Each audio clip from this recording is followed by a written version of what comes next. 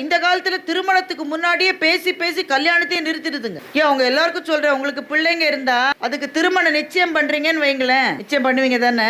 நிச்சயத்துக்கு அடுத்த நாளே திருமணத்தை வச்சிருங்க. சத்திரம் கிடைக்கலன்னா கோயில வச்சு பண்ணுங்க, நிச்சயத்தை தள்ளி போடுங்கன்றா. ஏன்னா நிச்சயம் பண்ணிட்டு ஒரு 6 மாசம் 8 மாசம்னா பேசிக்கிட்டே இருக்குங்க.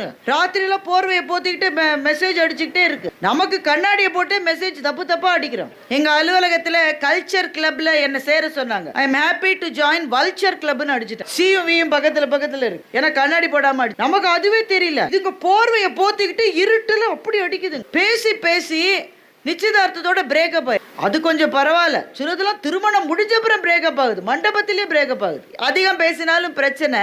ஆனா திருமணமான புதிதில் இங்க இருக்கிறவங்க பெரும்பாலும் ரொம்ப இளைஞர்கள் என் கண்ணுக்கு தெரியல. திருமணமான புதிதில் பேச்சு என்பது எவ்வளவு அருவி மாதிரி இருந்தது.